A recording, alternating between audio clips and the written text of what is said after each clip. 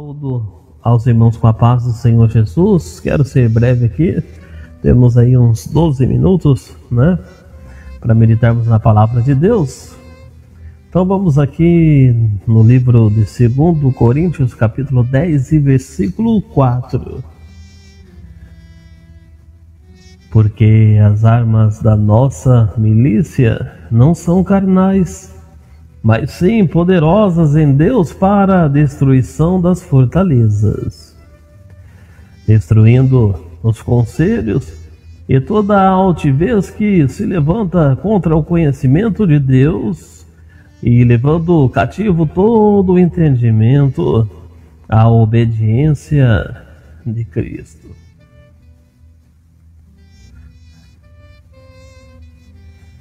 Então nós encontramos aqui nesse texto que a nossa luta é contra as hostes espirituais da maldade, segundo está escrito no livro de Efésios capítulo 6 e versículo 12. Por isso, as armas carnais e humanas, tais como a habilidade, a riqueza, ou talvez a capacidade organizacional, vamos dizer assim, a eloquência, a persuasão, a influência, a personalidade, são em si mesmas inadequadas para destruir as fortalezas de Satanás. Se por muitas vezes você tentou destruir as obras infernais do diabo usando dessas ferramentas, talvez você ainda não tenha tido sucesso, porque as únicas armas adequadas para desmantelar os arraiais de Satanás, a injustiça e os falsos ensinos, são as armas que Deus nos dá. Essas armas são poderosas porque são espirituais e provêm de Deus. Paulo alista alguma dessas armas: a dedicação à verdade, uma vida de retidão, a proclamação do Evangelho, a fé, o amor, a certeza da salvação, a palavra de Deus, a oração perseverante. Essas são as armas que provêm de Deus. Mediante o emprego destas armas contra o inimigo, então a igreja sairá vitoriosa. Isto é, a presença e o reino de Deus se manifestarão poderosamente para salvar os pecadores, expulsar demônios, santificar os crentes, batizá-los no Espírito Santo, e até mesmo curar os enfermos. Então, a igreja de nossos dias é frequentemente tentada a enfrentar os desafios do mundo.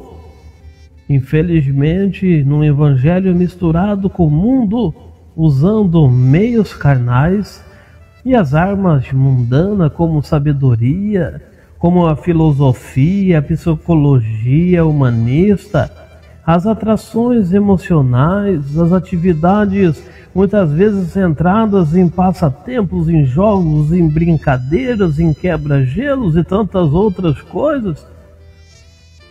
E com muita frequência essas coisas servem hoje em várias igrejas como substitutas das práticas bíblicas do Novo e o Antigo Testamento. E quais são as práticas básicas das Escrituras Sagradas? A oração fervente, a fidelidade incondicional à palavra de Deus, a proclamação fervorosa do Evangelho com poder.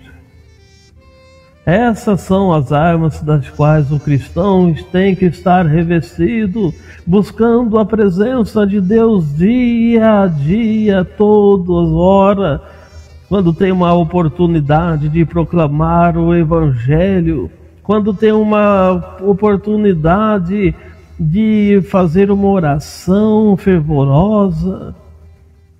Ah, meus irmãos, essas são as ferramentas de um verdadeiro cristão. Nós vamos ver que para que essas armas funcionem e elas possam estar vivas, estar prontas para a peleja, tem que haver um reavivamento no Espírito Santo. Então, precisamos nos livrar das coisas mundanas, da sabedoria passageira, terrena, das habilidades das coisas desse mundo e nos revestirmos das coisas humildes, prazerosas para com Deus, para com o nosso Senhor Jesus Cristo, deixando as paixões malignas que hoje o mundo vive. Se usarmos as armas do mundo, a igreja a privaremos então das armas da fé. Com as armas do mundo já não é necessário ter fé, porque o homem é cheio de capacidade, sabedoria e autossuficiente. Mas segundo a palavra de Deus, nós somos homens, mulheres, pessoas diante de Deus, que buscamos de Deus o nosso socorro. Não somos autossuficientes, mas somos pessoas que buscam em Deus a nossa fortaleza. Buscamos justiça e buscamos o poder do Espírito Santo. Se as pessoas andam conforme o mundo, tragicamente isso resultará em uma igreja que é vencida pelos poderes das trevas, as famílias dominadas e manipuladas pelas forças do mal que agem no mundo. E esse é o motivo de tantas pessoas se afastarem da presença de Deus, buscando para si cada dia mais as coisas da terra que aqui perecem. No versículo 5 diz: levando cativo todo entendimento. A nossa guerra contra o mal inclui o alinhamento de todos os nossos pensamentos com a vontade de Cristo. Deixar permanecer em nossa mente pensamentos contrários à santidade de Deus nos levará ao pecado e, consequentemente, à morte espiritual, conforme encontramos em Romanos capítulo 6, versículo 23, ou capítulo 8, versículo 13, você escolhe. Então siga alguns passos, meus irmãos, para que possa ser vitorioso. Que todos os seus pensamentos sejam entregues ao senhorio de Cristo. Saiba que Deus conhece todos os nossos pensamentos e de que nada jamais se oculta dele. Então pense em coisas boas, em coisas sadias o dia todo, e todo o seu corpo, o seu olhar, o seu ouvir, o seu agir, então será uma bênção. Mas se você pensar em coisas destrutivas, maliciosas, coisas contaminadas desse mundo, se os seus olhos ficarem voltados para as coisas desse mundo, então tu irás se afastar da presença de Deus, porque Deus sonda, Deus conhece o pensamento do homem. Como que tu estás diante de Deus, ó alma? Está pensando em Deus 24 horas, manifestando a vontade de Deus? Está ligado com o Senhor Jesus Cristo? Ou está com os pensamentos nas coisas daqui da terra? Somos tão responsáveis diante de Deus pelos nossos pensamentos, quanto somos pelas nossas palavras e ações. Não se esqueça disso. O que tu pensa, muitas vezes tu acha que pode ficar só na sua mente. Mas saiba que Deus sonda e conhece o nosso coração. Quero que você saiba que a mente é um campo de batalha.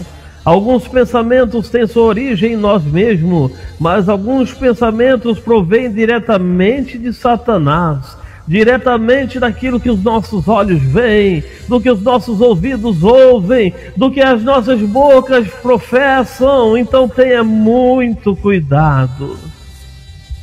Para onde está indo os nossos olhos, os nossos pensamentos, os nossos ouvir, as nossas ações diante desse Deus?